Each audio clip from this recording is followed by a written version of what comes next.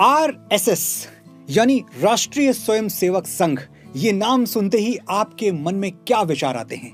Anti Muslim, communal, Hindu राष्ट्र, कट्टरपंथी, दंगे फसाद।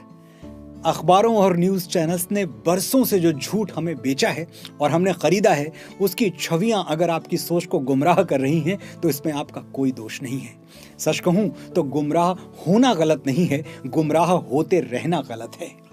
मैं इस वीडियो में कोशिश करूंगा कि लॉजिकल माइंड और रैशनल अप्रोच के साथ आपको आरएसएस की वो तस्वीर दिखा पाऊं जो मैंने अपनी आंखों से देखी है। शर्त बस एक है, ये वीडियो कॉलोनाइज्ड माइंड के साथ नहीं, फ्री थिंकिंग के साथ देखिएगा। नमस्कार, मैं हूं मनोज मुंतशिर शुक्ला। सबसे पहले एक डिस्क्लेमर, मैं किसी भी राजनीतिक या सांस्कृतिक संगठन का सदस्य नहीं हूं। किसी पॉलिटिकल पार्टी से मेरा कोई ऑफिशियल कनेक्शन नहीं है। मेरे जीवन में सिर्फ 3 एजेंडाज हैं, सत्य, सेना और सनातन। जो इन तीनों के साथ है मैं उसके साथ हूं, जो इनके खिलाफ है मैं उसके खिलाफ हूं। आगे बढ़ने से पहले आरएसएस का एक क्विक बैकग्राउंड चेक कर लेते हैं। 27 सितंबर 1925 विजयदशमी का दिन था जब डॉक्टर केशव बलिराम हेडगेवार जी ने नागपुर में आरएसएस की स्थापना की थी। सिर्फ 5 लोग इस शुरुआत में उनके साथ थे। डॉक्टर हेडगेवार के बारे में एक किस्सा सुना था जब मैं नागपुर गया था। 1905 में अंग्रेज सरकार ने वंदे मातरम गाने पर बैन लगा दिया था। सिर्फ 3 साल बाद 19 बरस के केशव राम ने अपने विद्यालय में पूरे जोर शोर से वंदे मातरम गा दिया। प्रिंसिपल ने कहा, माफी मांगो या रेस्टिकेशन लेटर तैयार है। वंदे मातरम गाने के लिए कोई देशभक्त कैसे माफी मांग सकता है? केशव राम ने नहीं मांगी, वो विद्यालय से निकाल दिए गए। इस घटना के 16 वर्ष बाद उन्होंने संघ की स्थापना की, जहां आज भी राष्ट्र प्रेम के लिए माफी नहीं मांगी जाती। 55,000 शाखाओं वाला संघ आज भारत ही नहीं, दुनिया की सबसे बड़ी वॉलंटरी ऑर्गेनाइजेशन है। आप इसे एनजीओ भी कह सकते हैं। आरएसएस का फुटप्रिंट आज दुनिया के 80 से ज्यादा देशों में है और करोड़ों लोग इसके सदस्य हैं। मैं फिर से याद दिला दूं, डॉक्टर हेडगेवार ने सिर्फ 5 लोगों के साथ संघ का शुभारंभ किया था। अगले साल 2025 में संघ अपने 100 साल पूरे कर लेगा। बड़े ड्रामेटिक रहे ये 100 साल, हजारों आरोपों से भरे और घिरे हुए। कभी संघ को कम्युनल कहा गया तो कभी तिरंगे और संविधान का अपमान करने वाला एक राइट विंग ऑर्गेनाइजेशन बताया गया। कुछ लोग संघ को मुस्लिम विरोधी मानते हैं तो कुछ भारत विरोधी। कितना सच है इन आरोपों में, आइए एक एक करके समझते हैं। अगस्त 1947 अंग्रेज भारत छोड़कर जा चुके थे, लेकिन दादरा नगर हवेली और गोवा अब भी पुर्तगालियों के कब्जे में थे। जुलाई 1954 में दादरा नगर हवेली को पुर्तगालियों से आजादी मिली, आरएसएस के सहयोग से। हिस्ट्री बुक्स चेक कर लीजिएगा। 2 अगस्त 1954 को संघ के स्वयंसेवकों ने सिलवासा में पुर्तगाली झंडे को उतारकर तिरंगा फहराया और दादरा नगर हवेली को भारत सरकार के हवाले कर दिया। आपने एकदम सही सुना, संघ ने सिलवासा में भगवा झंडा नहीं, तिरंगा फहराया था और देश के संविधान का आदर करते हुए, उसका पालन करते हुए दादरा और नगर हवेली भारत सरकार को सौंप दिया था। अब बारी थी गोवा की। नेहरू सरकार ने गोवा की आजादी के लिए मिलिट्री ऑपरेशन करने से इनकार कर दिया था। आरएसएस की फिलॉसफी एकदम क्लियर थी, जब तक भारत की धरती पर कोई भी विदेशी रूल कर रहा है, हमारी आजादी खंडित है, इनकम्प्लीट है, अधूरी है। और इसीलिए 1961 में जगन्नाथ राव जोशी की लीडरशिप में हजारों स्वयंसेवक गोवा पहुंच गए। इधर स्वयंसेवकों ने आंदोलन शुरू किया, उधर पुर्तगाली सरकार ने गिरफ्तारियां शुरू कर दी। जगन्नाथ राव जोशी सहित सैकड़ों संघ कार्यकर्ताओं को 10-10 साल की सजा सुनाई गई। सरकार जितने स्वयंसेवकों को जेल भेजती, उससे ज्यादा अगले दिन आंदोलन में शामिल हो जाते। सिचुएशन कॉम्प्लिकेटेड से क्रिटिकल की ओर बढ़ती जा रही थी। ऐसे में भारत सरकार ने गोवा में सैन्य कार्रवाई की और आरएसएस के सहयोग से 1961 में गोवा को पुर्तगालियों से आजाद करवा लिया गया। अगर आरएसएस ने पहल नहीं की होती तो शायद आज गोवा या दादरा और नगर हवेली जाने के लिए हम वीजा लगवा रहे होते। संघ को अपने हिंदुत्व पर, अपनी सनातन संस्कृति पर गर्व है। ये लेबल उन्होंने कभी छुपाया नहीं, लेकिन ऐसा भी नहीं है कि ये लेबल संघ अपने माथे पर चिपका के घूमता है। गर्व से खुद को हिंदू कहने का अर्थ इस्लाम या किसी और रिलीजन, कम्युनिटी या एथनिसिटी को छोटा बताना या उसका विरोध करना कैसे हो गया? हम जिस देश, वंश, धर्म में जन्म लेते हैं उस पर गौरव होना नेचुरल है। एक छोटे से एग्जाम्पल से समझते हैं। मैं दुनिया में सबसे ज्यादा इज्जत अपने माता पिता की करता हूं, लेकिन इसका यह मतलब तो नहीं कि मैं आपके माता पिता को छोटा समझता हूं या उनके विरुद्ध हूं। मेरे मन में सबके लिए बराबर सम्मान है, लेकिन पांव छूने की बारी आई तो सबसे पहले मैं अपने माता पिता के पांव छूने आगे बढ़ूंगा। अगर मैं अपने पेरेंट्स से ज्यादा आपके पेरेंट्स को सम्मान दूं तो समझ लीजिए मैं लिबरल होने का ढोंग कर रहा हूं और अंदर से मैं एक चालाक और मक्कार इंसान हूं। जो अपने माता पिता की इज्जत नहीं करता वो किसी की इज्जत नहीं कर सकता। सिमिलरली, जो अपने देश और धर्म का सम्मान नहीं करता वो किसी के देश और धर्म का सम्मान नहीं कर सकता। संघ इस झूठे लिबरलिज्म से खुद को दूर रखता है, गर्व से खुद को हिंदू कहता है और इसीलिए अक्सर मिसअंडरस्टैंडिंग का शिकार हो जाता है। अपनी स्वार्थ सिद्धि के लिए संघ पर मुस्लिम विरोधी होने का आरोप लगाने वाले बड़ी आसानी से यह फैक्ट अनदेखा कर देते हैं कि संघ के करोड़ों कार्यकर्ताओं में एक बड़ा हिस्सा मुस्लिम स्वयंसेवकों का भी है। आरएसएस ने बार बार ये कोशिश की कि इस देश के लाखों राष्ट्रवादी मुसलमान एक मंच पर आए और इसीलिए 2002 में राष्ट्रीय मुस्लिम मंच एस्टेब्लिश किया, जो आज देश के लाखों नेशनलिस्ट मुस्लिमों को रिप्रेजेंट करता है। सरसंघ चालक आदरणीय श्री मोहन भागवत जी कई मौकों पर कह चुके हैं, मुसलमान भारत का एक अहम हिस्सा हैं और मुसलमानों के बिना भारत की कल्पना नहीं की जा सकती। जिस संस्था का चीफ ऐसा स्टेटमेंट दे उसे मुस्लिम विरोधी कहना सही है या गलत है, ये मैं आपको नहीं बताऊंगा, आप खुद समझदार हैं। इंटेलेक्चुअल्स को हमेशा ये डर सताता रहा कि आरएसएस एक दिन भारत को हिंदू राष्ट्र बनाकर ही छोड़ेगा। उनका ये डर कितना लॉजिकल है, ये जानने से पहले आपको देश, राष्ट्र और राज्य का अंतर पता होना चाहिए। Country, state and nation are not the same. देश एक भौगोलिक, एक जियोलॉजिकल एरिया है जिसकी एक सर्टेन बाउंड्री होती है। राज्य एक पॉलिटिकल एंटिटी है जिसके अपने नियम, कानून, कायदे होते हैं। लेकिन इन सब से अलग राष्ट्र एक सांस्कृतिक पहचान, एक कल्चरल आइडेंटिटी है जो देश की सीमा और संविधान से कहीं आगे है, उसके परे है। इसे ऐसे समझिए, अगर अमेरिका के कैलिफोर्निया में कोई हनुमान चालीसा पढ़ रहा है या ऑस्ट्रेलिया के सिडनी में कोई ओम जय जगदीश हरे गा रहा है तो इसका मतलब हुआ कि भारत राष्ट्र की सीमाएं अमेरिका से ऑस्ट्रेलिया तक फैली हुई हैं। तो एक बात साफ साफ समझ लेनी चाहिए कि हिंदू राष्ट्र कोई बनाने की चीज नहीं है जो आरएसएस बनाना चाहता है। भारत हमेशा से एक हिंदू राष्ट्र था, है और हमेशा रहेगा।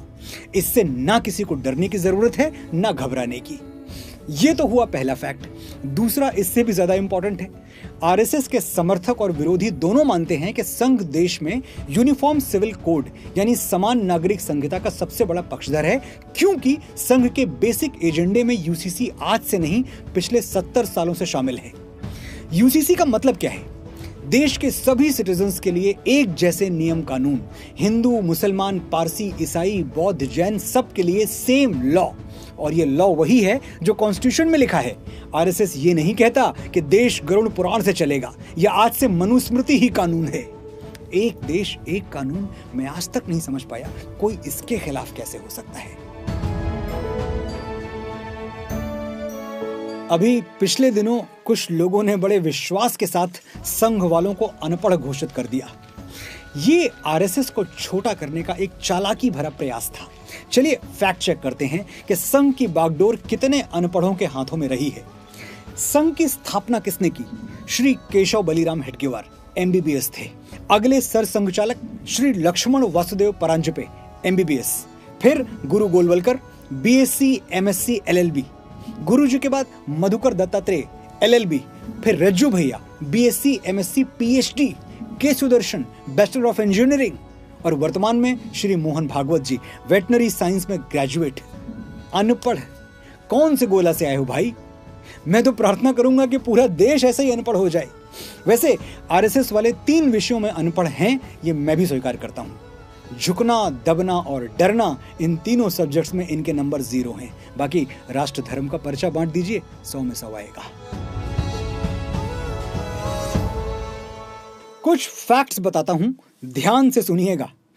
आजादी के बाद कश्मीर के महाराजा हरि सिंह भारत के साथ विलय को लेकर असमंजस की स्थिति में थे। इधर हमारी सरकार भी हाथ पे हाथ धरे बैठी थी। ये वो समय था जब कबायलियों के भेष में पाकिस्तानी सेना लगातार कश्मीर में घुसती जा रही थी। सरदार पटेल कितने बड़े विजनरी थे ये आप मेरे बताने से तो जानेंगे नहीं, इट्स एन ओपन सीक्रेट। सरदार को विश्वास था कि अगर महाराजा हरि सिंह को कोई समझा सकता है तो वो हैं गुरु गोलवलकर, जो संघ के दूसरे सर संघ चालक थे।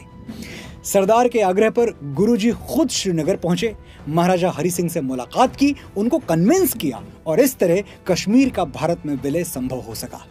ये अलग बात है कि नेहरू जी की लिबरल सोच ने कश्मीर और कश्मीरियों को पूरी तरह भारत का हिस्सा कभी बनने ही नहीं दिया। जब तक आर्टिकल 370 का एब्रोगेशन नहीं हुआ था, कश्मीर हमारा होकर भी हमारा नहीं था। वापस लौटते हैं 1947 में। देश का विभाजन हुआ। पाकिस्तान ने जन्म लेते ही भारत पर हमले की योजना बनानी शुरू कर दी। हमारी सेना शूरवीरों से भरी हुई थी, लेकिन हमें और पहरेदारों की जरूरत पड़ी। संघ के स्वयंसेवकों के पास ना तो कोई मिलिट्री ट्रेनिंग थी, ना कॉम्बैट एक्सपीरियंस। फिर भी वो निडर होकर सीमा की पहरेदारी करते रहे और जब पाकिस्तानी सेना ने सीमा लांघने की कोशिश की तो एक एक स्वयंसेवक चट्टान की तरह खड़ा हो गया, जान दे दी, हिंदुस्तान नहीं दिया। उधर ईस्ट और वेस्ट पाकिस्तान में हिंदुओं पर भीषण अत्याचार किए जा रहे थे। बड़ी मुश्किल से कुछ हिंदू अपनी जान बचा के सीमा पार करके भारत आ पाए, लेकिन भारत सरकार के पास इतने रिसोर्सेज नहीं थे कि वो इन रिफ्यूजियों को 2 वक्त की रोटी और सर पे छत दे सके। ऐसे में एक बार फिर संघ आगे बढ़ा। आरएसएस ने 3000 से ज्यादा राहत शिविर लगाए, बंटवारे से दरबदर हिंदुओं को सर पे छत दी, थाली में रोटी दी और बीमारों की हथेली पर दवाएं रखी। ये काम सरकार के थे, लेकिन आरएसएस ने मानवता की सेवा करने के लिए कभी सरकार का इंतजार नहीं किया। 47 से आगे बढ़ते हैं 62 की ओर। इंडो चाइना वॉर, वही युद्ध जिसमें हमारे देश की वामपंथी पार्टियां विभीषण बन गई थी।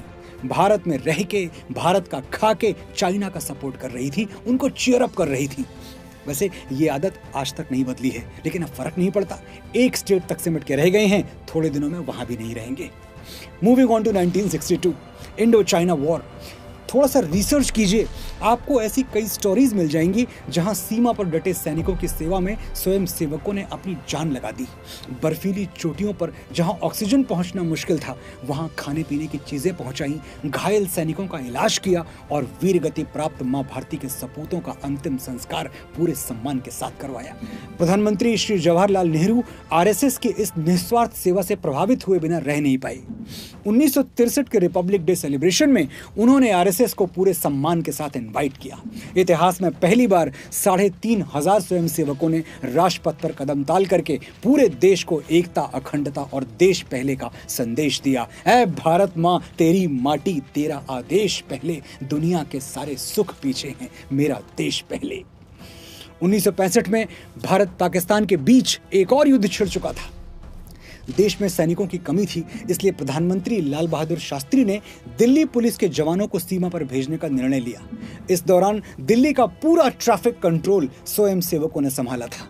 युद्ध के दौरान कश्मीर की हवाई पट्टियों पर जमी बर्फ को हटाने में भी स्वयं सेवकों ने दिन रात पसीना बहाया था। परिणाम, शास्त्री जी के नेतृत्व में भारत एक बार फिर विजयी हुआ। 1984 प्रधानमंत्री श्रीमती इंदिरा गांधी जी की निर्मम हत्या हुई और इसके बाद पूरा भारत सिख विरोधी दंगों की आग में जलने लगा। 84 के दंगों में स्वयंसेवकों ने हमारे निर्दोष सिख भाइयों बहनों को अपने घरों में शरण देकर उनकी जान बचाई। इमरजेंसी के दिनों में डेमोक्रेसी को बचाने के लिए सड़कों पर आरएसएस उतरा। जमींदारी प्रथा को एबॉलिश करने के लिए आंदोलन आरएसएस ने किए। भारतीय सैनिकों के लिए ब्लड डोनेशन कैंप्स आरएसएस ने लगाए।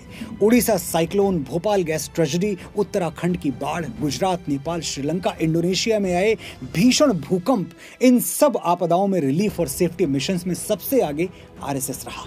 संघ की इन सेवाओं को राष्ट्र हित माना जाए या नकार दिया जाए, इसका फैसला मैं आपके विवेक पर छोड़ता हूं।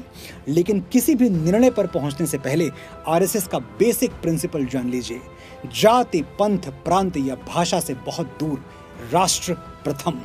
संघ का अभिमान, संघ की शक्ति कोई एक व्यक्ति नहीं, बल्कि हम 140 करोड़ भारतीय हैं। ध्यान रहे, 140 करोड़, सिर्फ 100 करोड़ नहीं। आपने बड़े धैर्य से सुना, बड़े ध्यान से सुना। आपका आभार।